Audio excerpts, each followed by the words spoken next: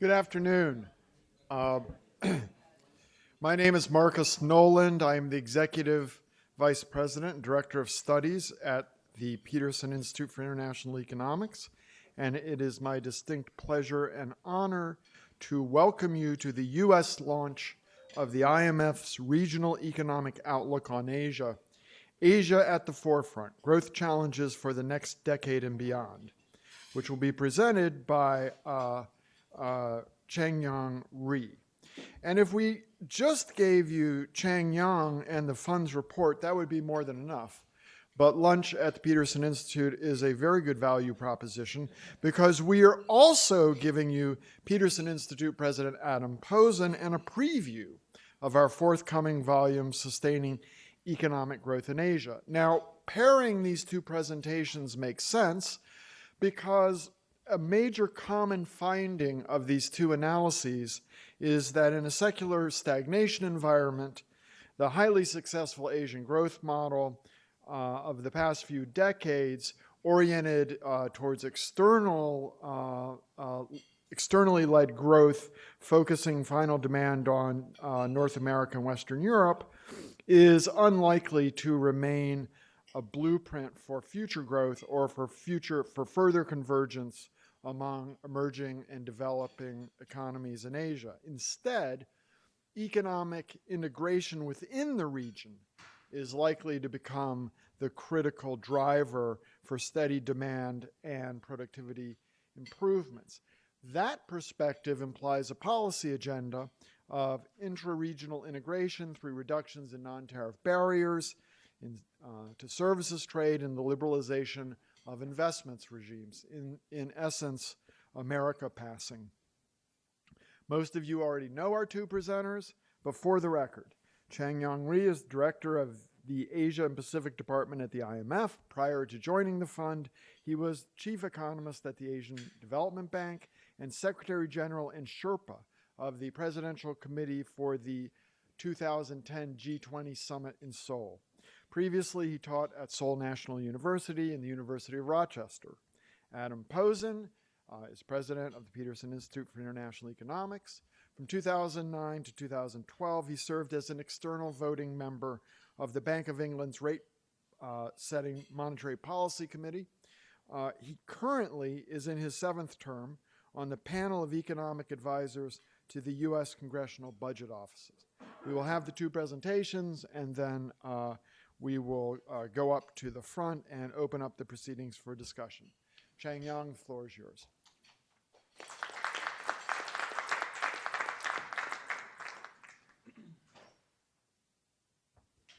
Thanks very much for the invitation. It's my great honor to be at Peterson and to launch our regional economic outlook. And my colleagues, who actually are the real author of the report, is at the other tables, and they are ready to answer some of the difficult questions to listen.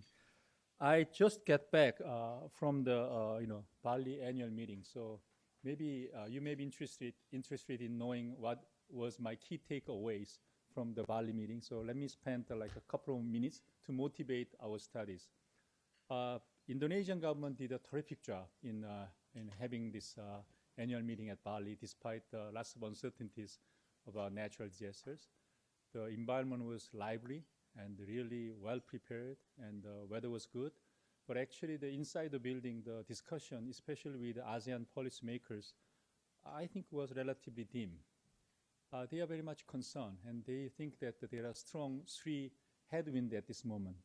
One is definitely global financial market tightening, and they are expecting that the U.S. monetary normalization is one thing, but also they're expecting that from the middle of the next year, ECB will tighten monetary policy, and then this dollar strength and the higher interest rate in global market will continue. That's the first headwind. Second headwind they're worrying about is escalation of trade tensions between U.S. and China, and some of spillovers. Many people are worrying about the November will be a very difficult time. They're expecting that something positive can happen if when President Xi and President Trump meet in Buenos Aires in G20 meetings. But in general, they hope that there can be some agreement in general, they think kind of pessimistic whether this good outcome will happen. So they are really worried about the escalation after November, and then some of the market impact if no good result is happening at the time, and also spillovers from this trade tension. The third thing, which was a little bit reduced now, is higher oil prices than expected. In our regional economic outlook, our world economic outlook is based on the oil price around $70 per barrel. But during the annual meeting, the oil price was about $85 a barrel. Now it's coming down. But if they worry about if the oil price continue to increase, then some of the oil importing countries' current account can be worsened. And then what they're worrying about is three headwinds all fall together. And so the perfect storm they call, like if the trade tension escalate and the global financial market tightens, capital outflows, and then oil price make their current account become a little bit more negative, then there can be, even though their current position compared with other emerging market economies are much better, non-comparable, but if these three storms happen at the same time, they're worrying about that, their position, they can be vulnerable, and they now discussing very seriously what they have to, prepare. And one of the big challenge to us is that more emerging markets are more inclined to rely on some so-called unconventional measures, such as capital flow measures, capital controls, and intervention. And they are asking what is our policy advice on this issue. So in some sense, these are my key takeaways that is well summarized by the Indonesia President Jokowi's remark, the winter is coming. And there's a very famous remark in the plenary, the President Jokowi said, winter is coming in the global world. We have to prepare it, and we have to find a solution. But I think many ASEAN policymakers told me that winter is usually quarterly issue, but the headwind they are now feeling won't disappear within a quarter. They are worrying about that at least 1 year and more than 1 year. This headwind will actually give a hard time for emerging markets. So that was a kind of, even though the Bali itself is really lively place, it's very good environment, atmospheres in the meeting, but the message was relatively dim. And that is why actually one of our chapters of our regional economic outlook, which we discussed about trade, was one of the bestseller. We actually quantify what is the impact of the trade tension, and it was well covered by media. So I'm happy to present our main result today. On the other hand, one disappointing story is that this Rio chapter also discussed many long-term issues such as digitalization in Asia. We really spent a lot of time and effort to study this one, and also productivity in Asia issues. But unfortunately, during the Bali, because many policymakers were so swamped by the short-term issues, that long-term issues was not that much, discussed. But actually, I personally liked our team study on digitalization and productivity study. So I strongly urge you to look at the background papers, our regional economic outlook, even though I'm just focusing on the trade issues. So much is for the sale. So now let's look at the contents first. So how we can quantify the trade tension, impact of trade tensions. So we basically use two models. The first model is dynamic stochastic general equilibrium models, which you probably are familiar with. The other one is we use a Ricardian trade model based on the 44 economies and 35 sectors. And we basically, using the second model, we focus more on the impact of trade tension on sectoral location. And basically, this chart shows I will just give you the more readable chart later, but this chart shows what will be the gross impact on these scenarios for various Asian economies. But basically, we have several scenarios. So the first, basically what we are assuming is that not only the already tariff is imposed, such as the 200 billion packages that announced in mid-September, we are assuming in our baseline, we are assuming that we already include the tariffs that has been proposed. For example, like additional tariff of 267 billion, and then auto tariff. That was a kind of our scenario. So and then we break down autos and the impact separately. So let's look at, this is kind of hard to read it. This chart actually summarizes what is the kind of peak impact on GDP through these scenarios. So green bar, we actually analyze three different channels. the first chart, the first channel is a trade channel. Basically, we give a shock to the import and its impact on consumption and investment through the dynamic general equilibrium model. That we call the trade channel. The trade channel is basically in green bar. And then the red bar, financial channel, is basically how much this trade tension will increase corporate borrowing cost. So together with global financial market tightening, all these things, how much the corporate borrowing cost increase, that is a financial channel. And the confidence channel is irrespective of the corporate borrowing increase, what will be the impact on uncertainties on investment. So basically we calculate how much uncertainties will increase US investment, and then we kind of estimate what is the relationship between each Asian countries to the US, and then proportionally we adjust this impact of uncertainty on investment accordingly. So that's basically if I say trade channel is a straightforward economic channel through the trade. The financial channel is about increase in borrowing cost, and the confidence channel is basically impact on uncertainties. As you can see, except the China, US, and Korea, you can see that the green bar is quite small. So for rest of the economies, because trade channel can have a direct negative impact, also the trade dispersion impact, the net impact will be relatively smaller, but lion's share of the impact will come from the financial market and confidence channel. But one interesting thing is that the impact of the U.S. GDP in the second line, it shows that the impact of the U.S. is larger than any other Asian economies except China. But that is mostly due to if you break down the trade channel, mostly due to our assumption of tariff on cars.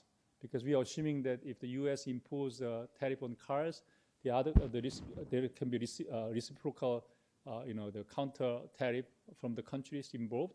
So that will have a large negative impact on U.S. So even though the trade impact has around minus 0.7% GDP impact on U.S., if we exclude this auto tariff assumption, the impact on trade goes down from minus 0.7 to minus 0.3. So lion's share of the U.S. impacts come from the auto tariff assumption. China, the impact on impact in Asia in China is in this extended scenario. We are assuming that there will be additional 267 billion. Then impact on China will be at the peak will be minus 1.6%. Overall impact on Asia is around minus 0.9%. That is our estimation.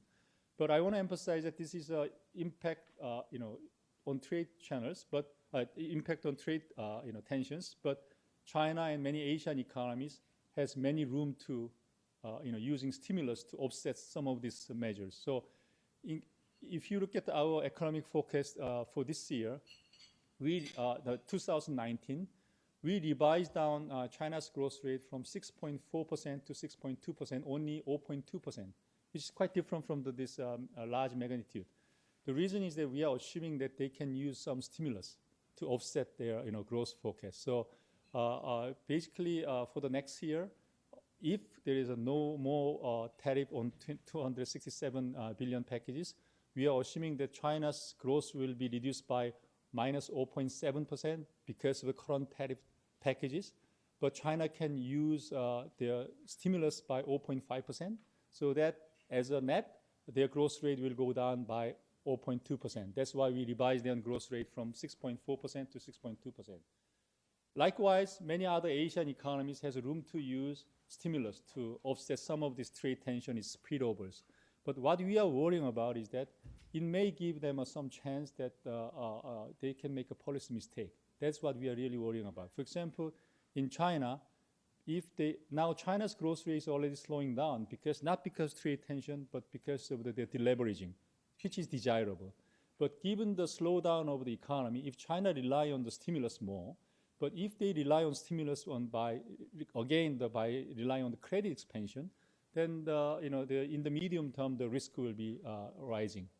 Also, many other Asian economies at this moment, including Indonesia and many other countries, are facing election in 2019 and 2020.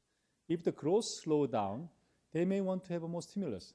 In that case, together with the oil price increase, current account may become more negative, that may actually hamper the confidence of the financial market too. Good example is a fuel subsidy.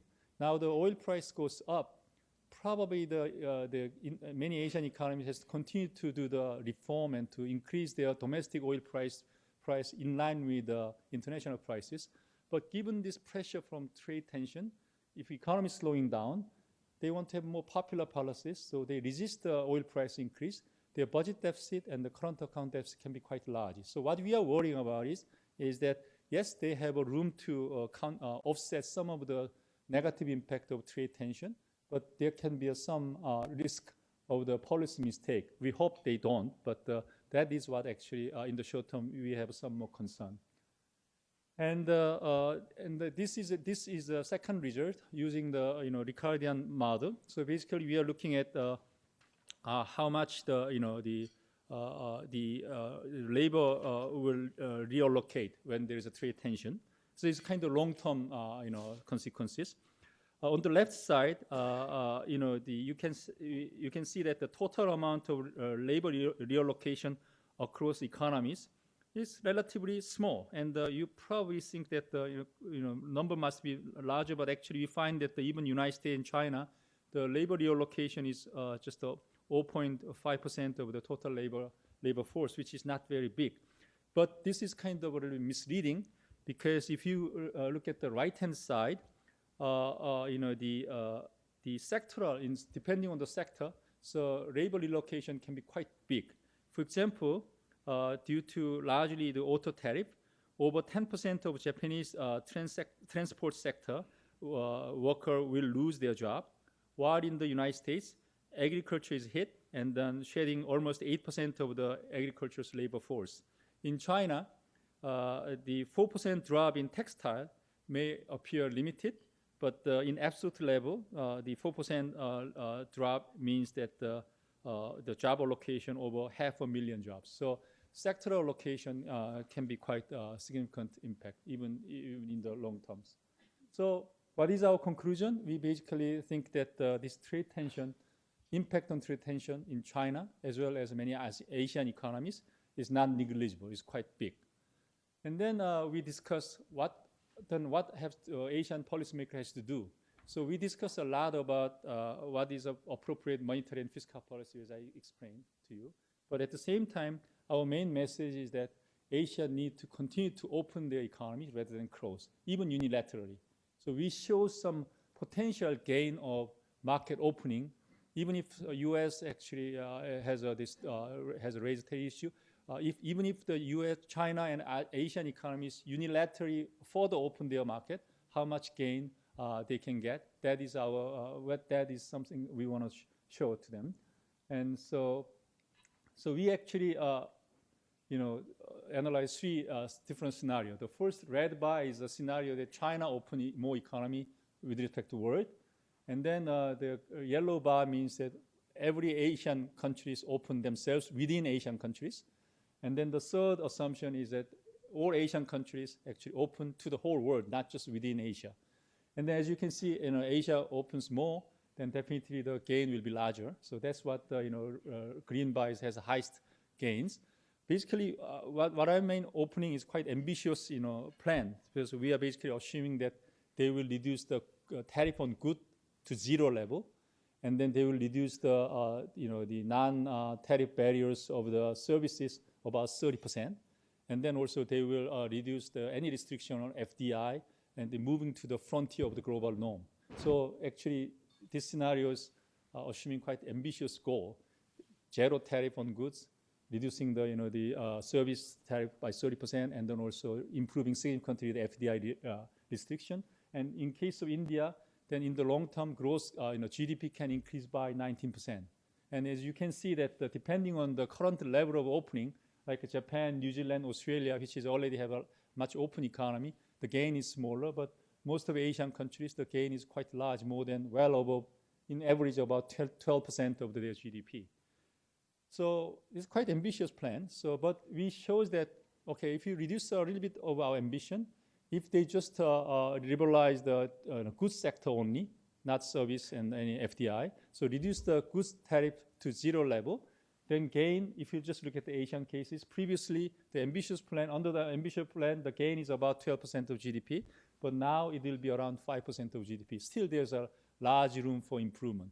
Yes, there is an issue of how to compensate winners and losers, but we believe there is a still significant gains from trade in Asia, even they unilaterally open their economy. Why? Because if you look at this spider map, really shows what is the current stage of the market openness in Asia compared with the G7 countries. If you go to outer rim of the spider chart, the economy is more open. So we are comparing the Asian emerging markets and Asian advanced economies and the G7 averages.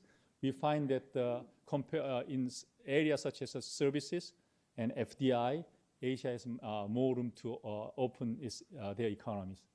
And also, if you just look at FDI regulatory, FDI regulations, I just mentioned that Asia has more regulation, especially in FDI. But if you look at by sectors on the right panel, wholesale and media, especially telecommunication and the professional services, Asia's restrictions is relatively quite high. So they have a room to improve this FDI and the service sector. And this measure, whether it can be many different interpretation. This shows the measure of openness, which is like import plus export over GDP ratio. You can see that the Asia's openness has improved in the last decades until mid-2000. But after the mid-2000, actually the progress, even before the global financial crisis, progress is plateaued, which means that global value chain was really accelerated in 1990s, 2000. But from the mid-2000, the low-hanging fruit is all taken. So the growth has been stalled. Now, if Asia can have higher ambitions, there can be another growth, but this is the area that they have to have policy changes. Okay, and then this shows that still Asia's destination of Asian export within Asia is 40% in terms of value added, but 60% is still go to the outside of Asia. And service, yes, Asia is improving quite significantly, but still even service sectors exports go to 60% of export. More than 60% of exports goes to the advanced economies and other regions too.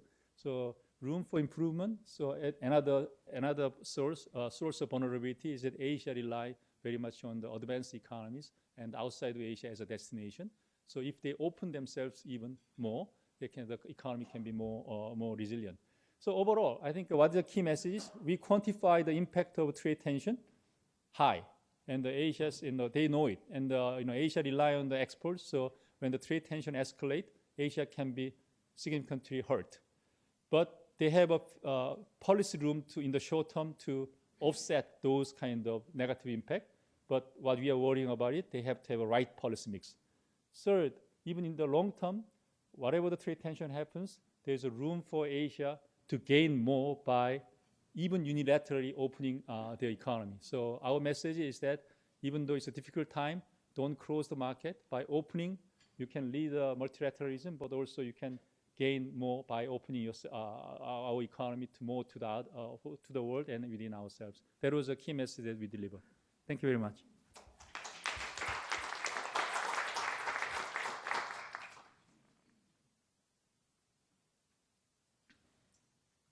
Thank you, Changyong. Thank you, Mark.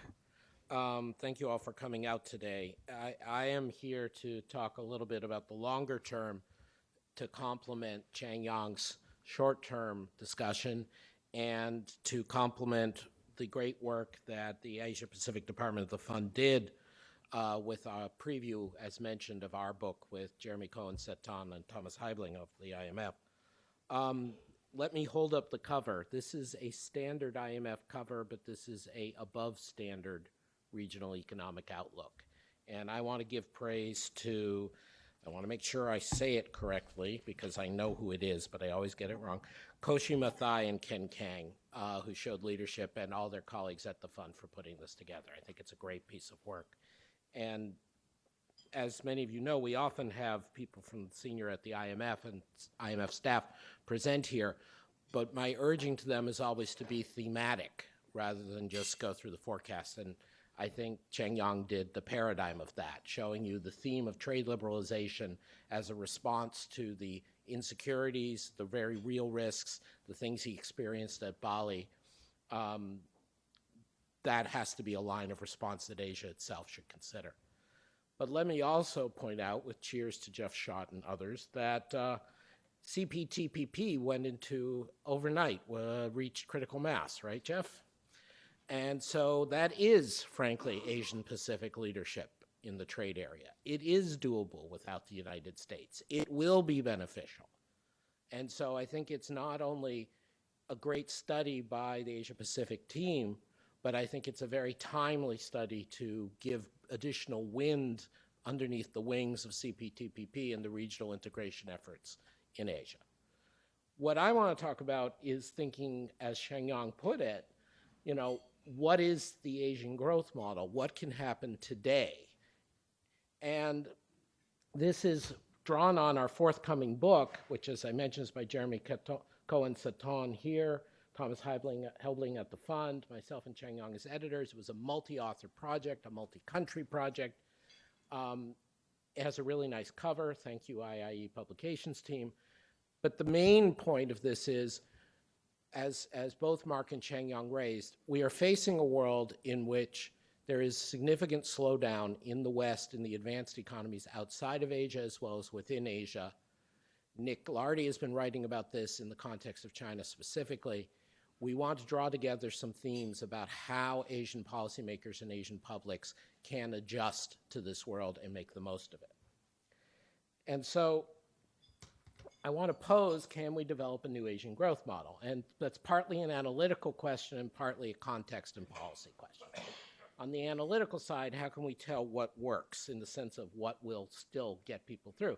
And as you know, and as you saw from the recent work by our colleague Arvind Subramanian and co-authors, you know, growth is overdetermined. Everyone has mined the data to death. We can come up with 20,000 things, and beyond the apple pie, as it were, of education, investment, price stability, property rights, it's very hard to get past that.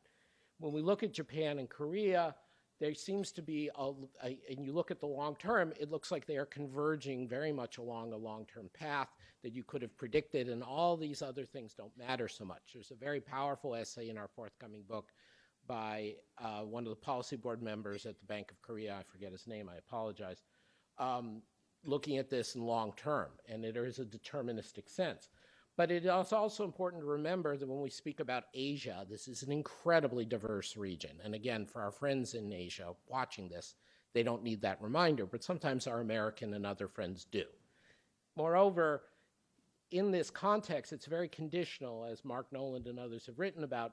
There are times when industrial policies seem to work and various forms of capital accumulation seem to work, and times when they run into diminishing returns. So there is a lot of context here that has to be taken into account. And that leads to our joint research project. But the impetus is really this global environment.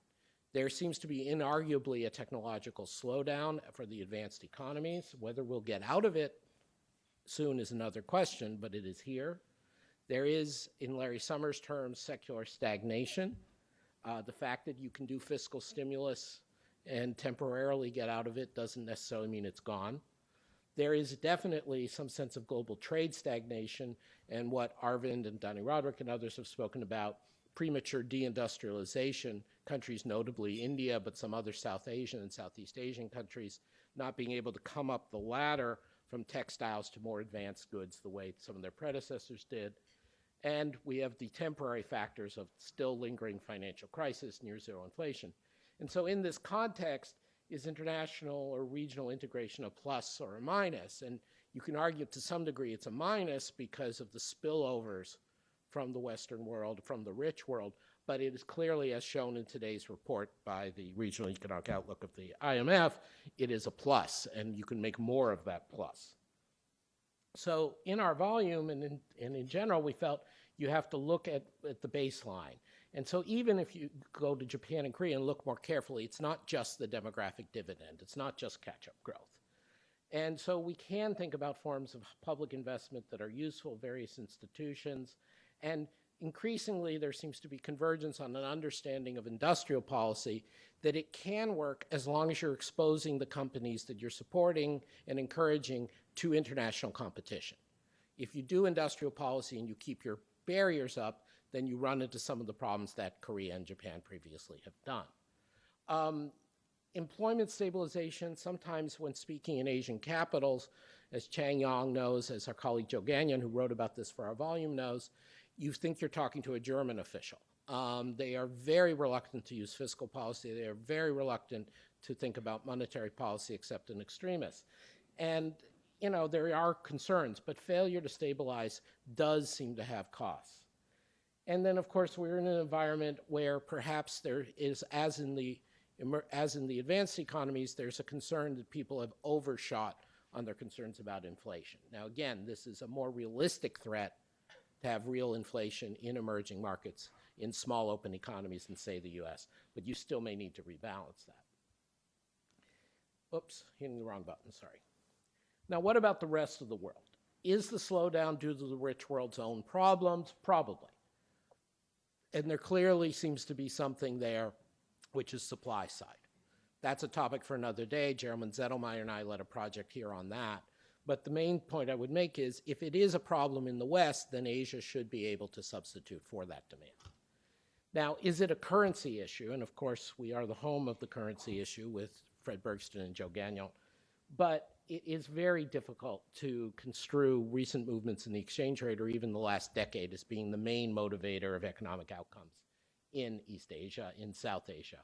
There clearly, on the other hand, as Simon Evenet and others have documented, there is an ongoing rise in various forms of protectionism that was underway since the crisis prior to President Trump coming into power, and obviously has only worsened since then. We do have a question of, is the West now exporting deflation to Asia? I mean, in a literal mathematical sense, if the major economies in the world are a low inflation environment, that happens. But I think that having a lasting impact is doubtful. So in essence, if I can move this forward, we come up with what we would consider a three-part contemporary growth strategy for Asia. And this is pulling together the things that we think cohere in our studies of various countries and various sectors and themes about growth in Asia.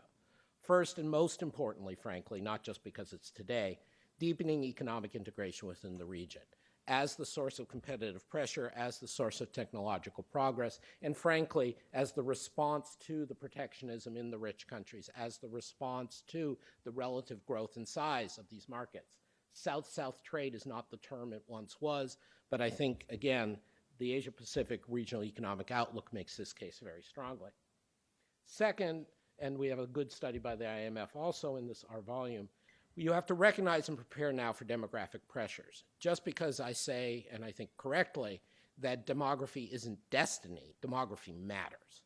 And we're all very much aware of how China is in some sense already past peak population for working age, but there are a number of other countries that are going to face this.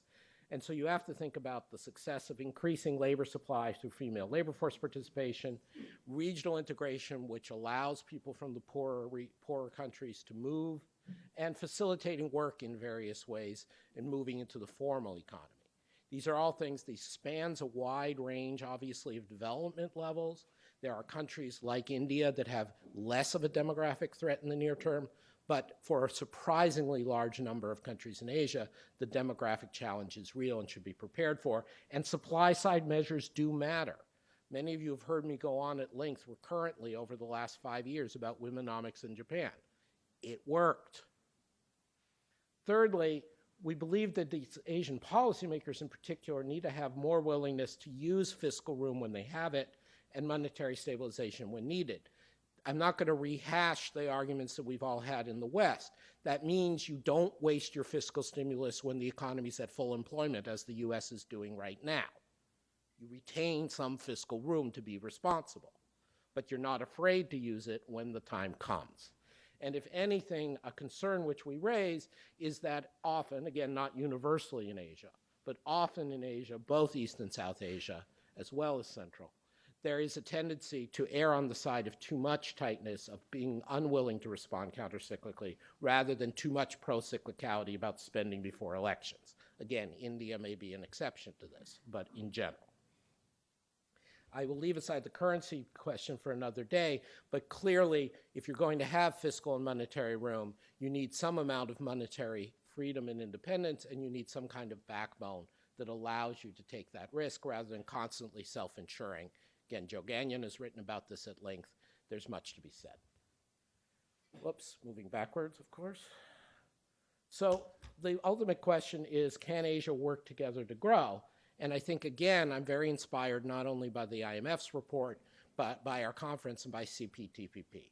High standards can be Asian standards. This isn't just a US fixation or let alone a specific US party fixation. There is great interest in cross-border FDI. We can think of Taiwan, China, of all places, as an example. Trade is growing south-south. It is not all hub and spoke with the West. Public investment can be done in a non-corrupt way, or occasionally people could be punished for their corruption, as in Malaysia. And migration should be thought about, and female labor force participation. I have to keep beating this home. This is the biggest low-hanging fruit in many ways for the Asian societies. These are all things that can be abetted by economic integration, by high standards trade agreements, much like CPTPP. And as we've seen, if the US withdraws but China remains constructive, or at least not obstructive, then you can see progress in things like CPTPP.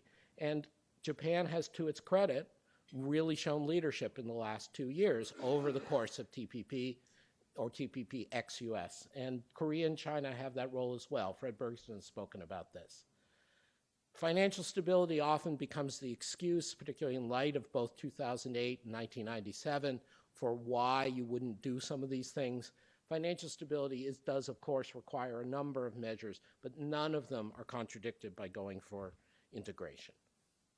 So thank you very much. In the context of our larger project for the medium term, in the context of the short-term outlook that Changyong raised today, Asian internal regional economic integration, along with recognition of the demographic threats and a reasonable, balanced approach to monetary and fiscal stabilization, are a growth model that can be widely shared across Asia and will not be as dependent on the rich countries and their errors. Thank you very much.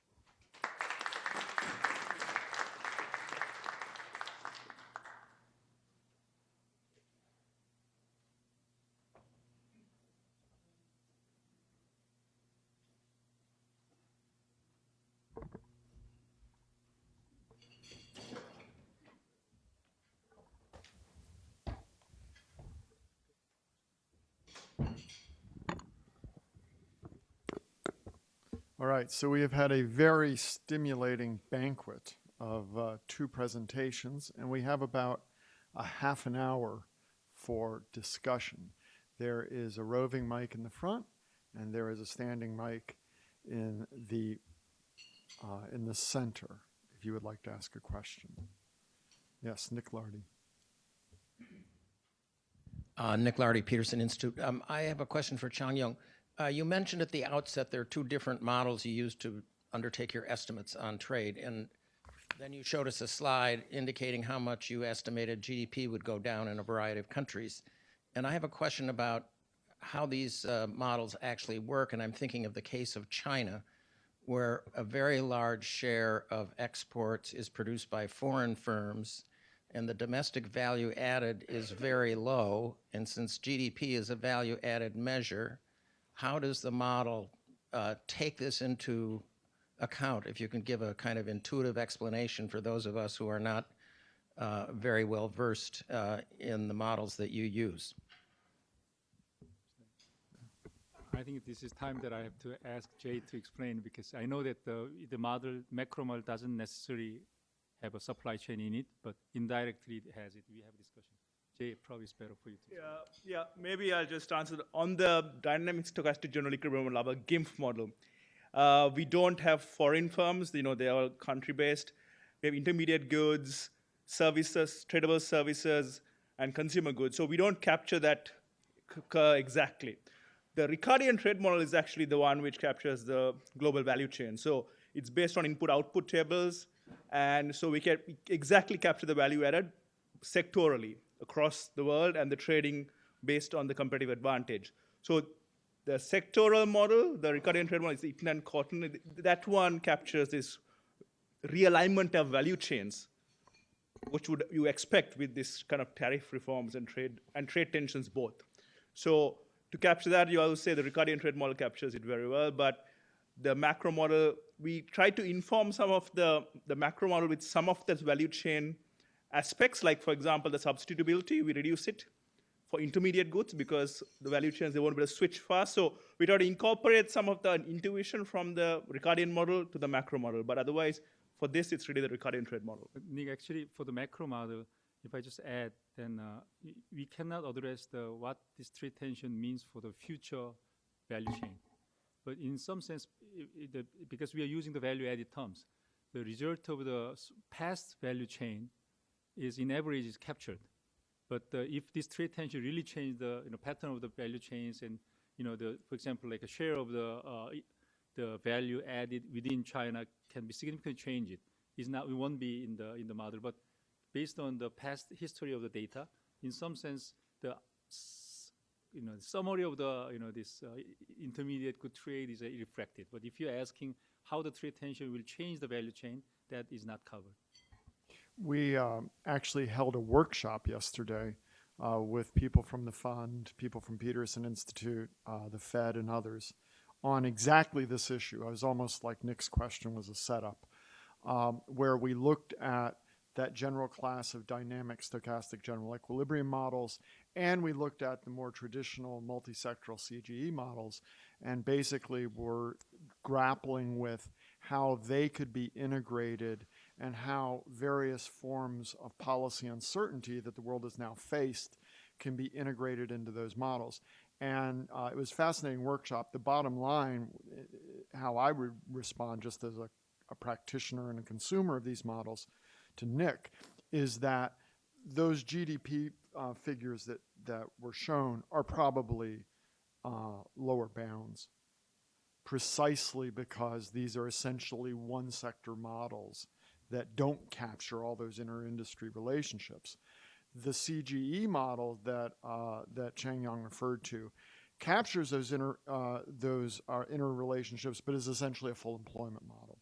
So you don't get big GDP changes. So I would say that what the fund has presented is essentially state of the art, but my intuition as somebody who, as I said, is both a practitioner and a consumer, is that these models actually probably understate the real issues having to do with real fundamental uncertainty about the trade system that we face today. Okay, I've got Fred Berkston and Mary Lovely. Would somebody who's not affiliated with the Peterson Institution like to ask a question? I will give you preference. We'll have affirmative action. Yes.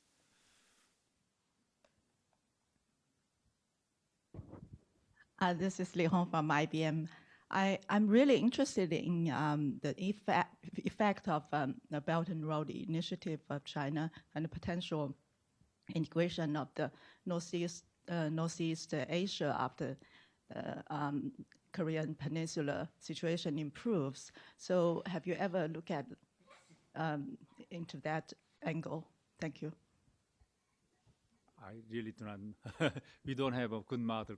Even compared with trade model, we don't have a good model to address this issue. I think at this moment, BRI, the definition and how much the scope, we know there's some individual country cases, but actually the total amount of the investment they are thinking and what will be implemented in the next couple of years, I think Chinese authorities themselves do not know exactly. So in the fund at this moment, what we are focused more on is how to deliver the quality infrastructure. So rather than just looking at the macro impact and the gross impact, we are actually looking at whether the right investment can be chosen, whether that can actually help for the debt sustainability of the recipient countries. So let me say that we are now more focused on the quality of the project rather than the big macro impact, because macro impact, you need more detailed information about what is total amount investment. That is still in the air. So we really focus on the country by country, project by project, and we are talking with Chinese authorities and recipient countries whether we can provide more capacity to to choose the right project and to make it more sustainable. Fred Bergston.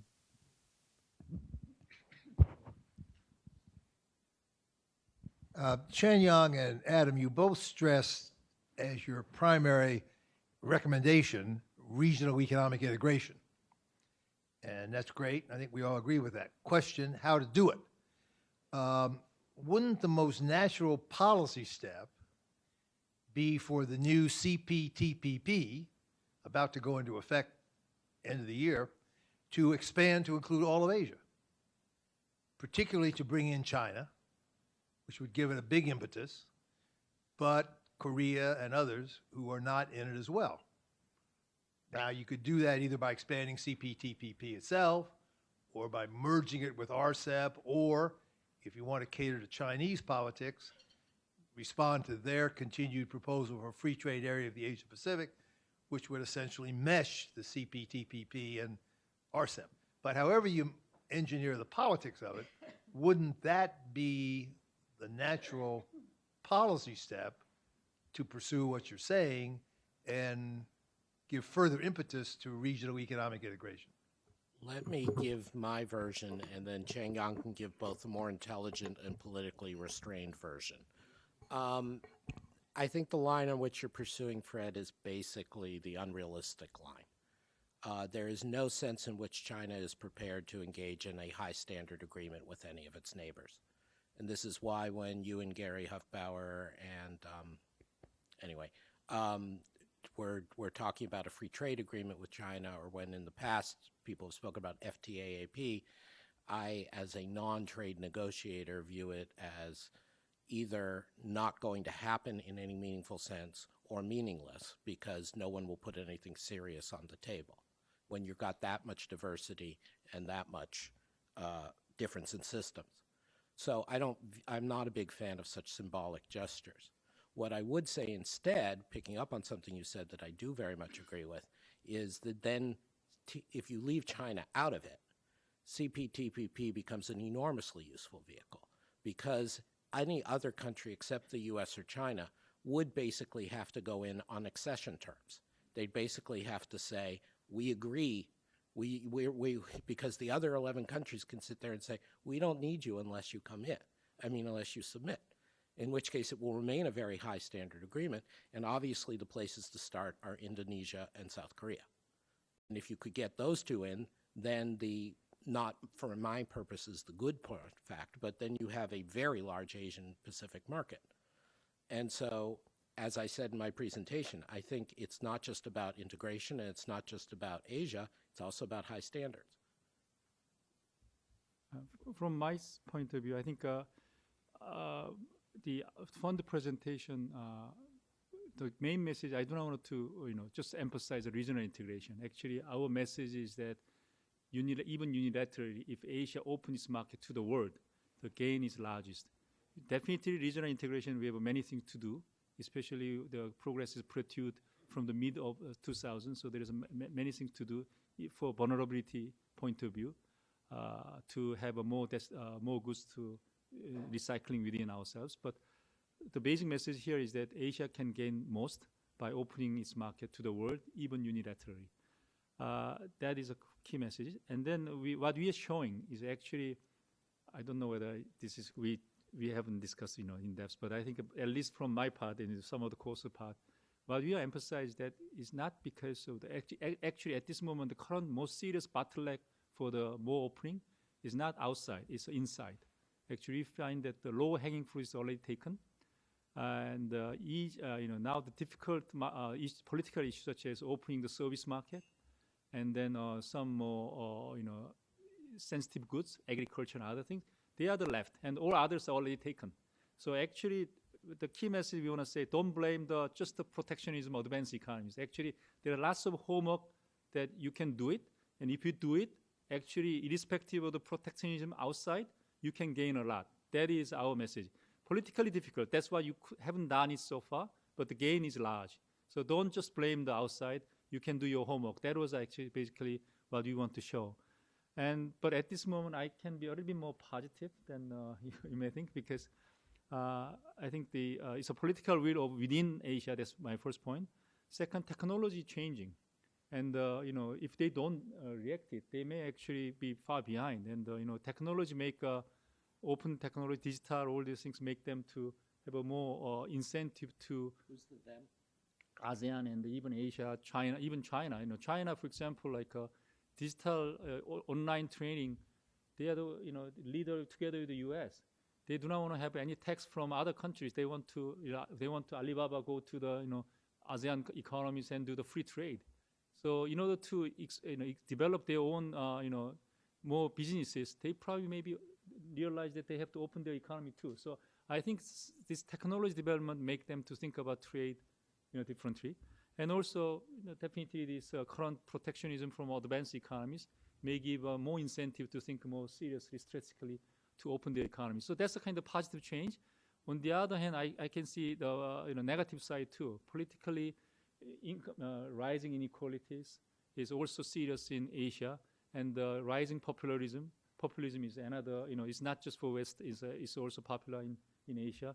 And also growing nationalism due to the protectionism. Also, the nationalism is growing. So that's kind of, downside risk. So I think there's a, good incentives to open more market, but also there's a downside risk. But that's why our key message is that, look, politically difficult, there is a huge gain, even if you do it unilaterally.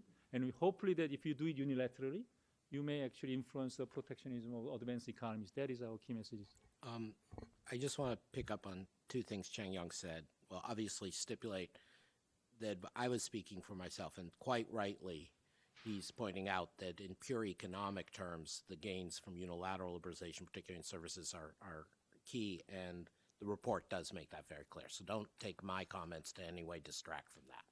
But I was saying in a practical sense, to me, the part of the reason, which I didn't spell out, for CPTPP to be the main vehicle, that's where I agree with Fred, is because it is a high standard agreement that does include services, that does include some aspects of digital, that does include some new technologies.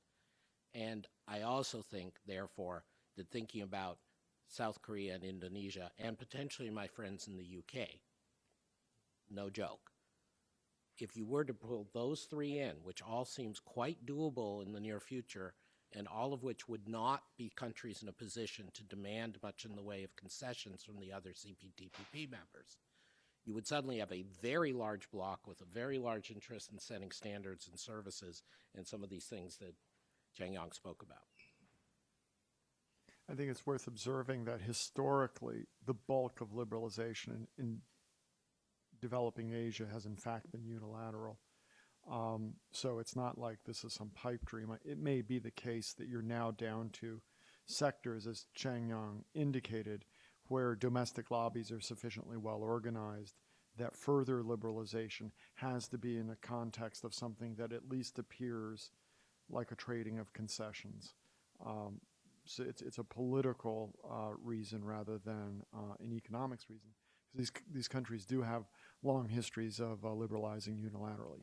Okay. Well, I was going to say I'm going to give somebody else who's not from the Peterson Institute. Yes, well, please come up to the mic, and then we will go to Mary Lovely.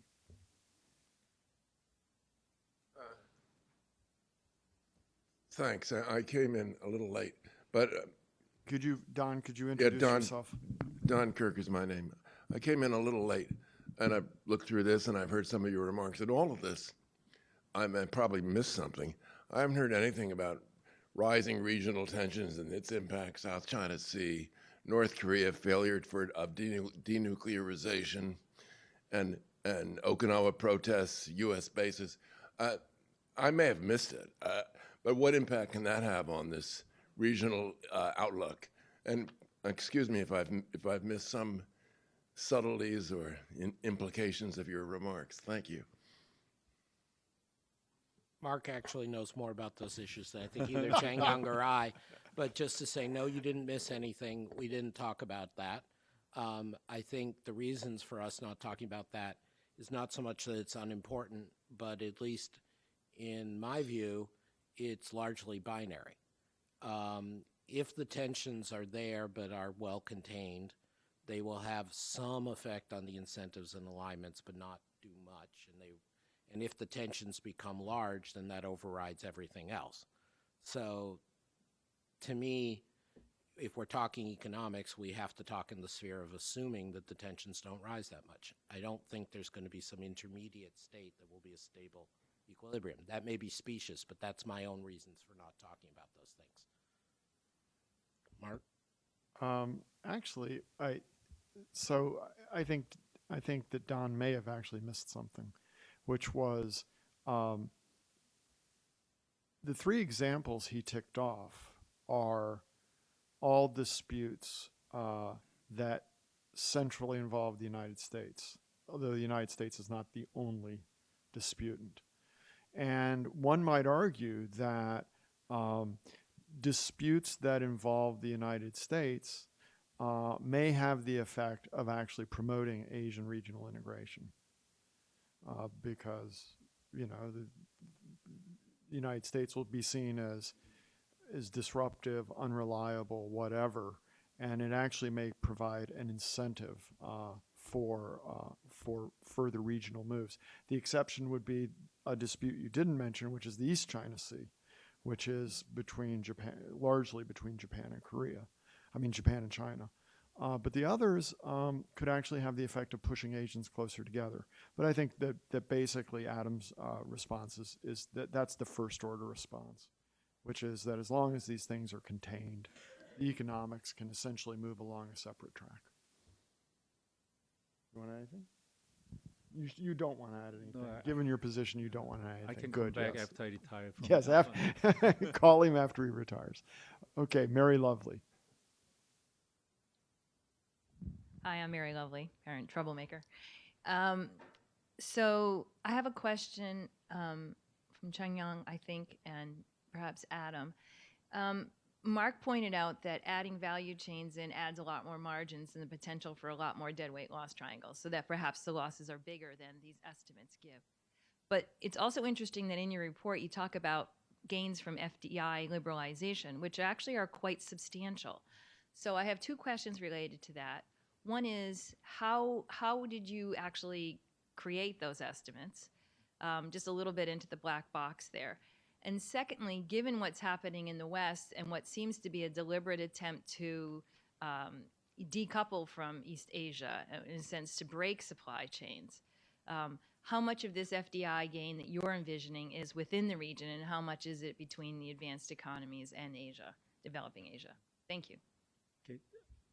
I can answer some of the value chain issue myself, but I will definitely ask Jay to talk about this productivity effect of FDI. That is his major. So first of all, this value chain issue is quite broad, but I want to emphasize that even before the trade tension, the Asia's value chain has been changing because China is moving upper ladder. So the FDI pattern of China, within China and outside of China, is also changing.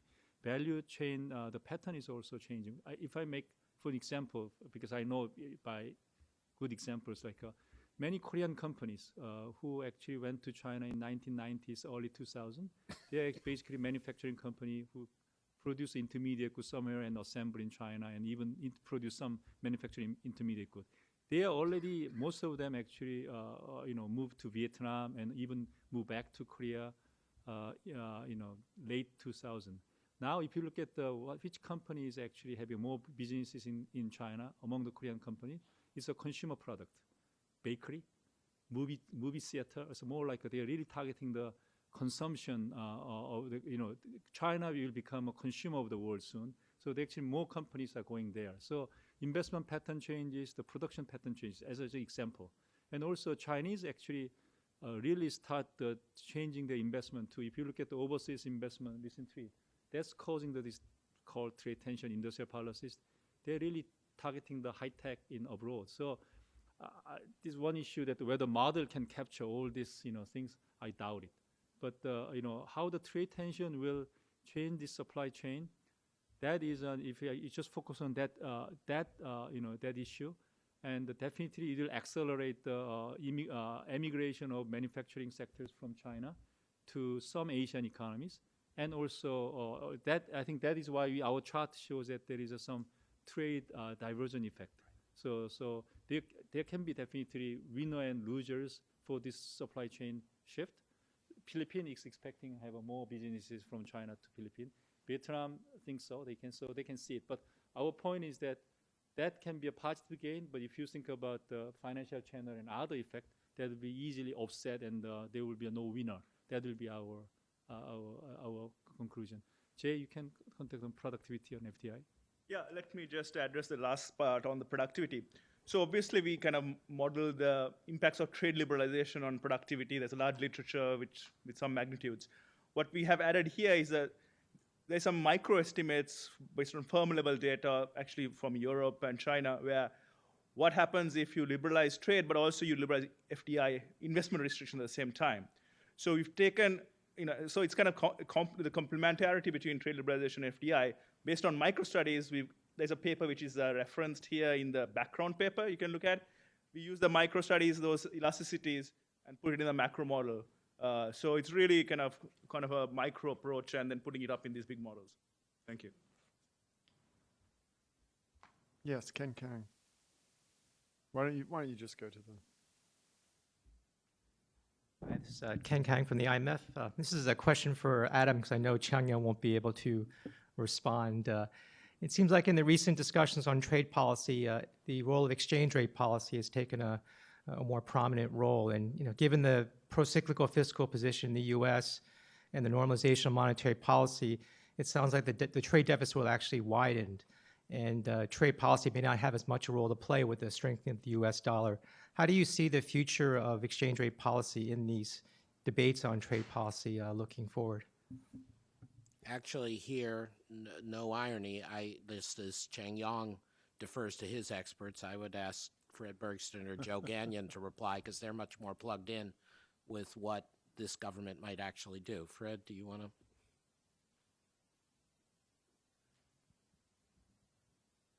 Well, there's been an interesting puzzle so far in that the Trump administration, while aggressively pursuing trade measures to deal with the trade deficit, which we know do not work, has not addressed the exchange rate, which we know might work. Now, that's so far.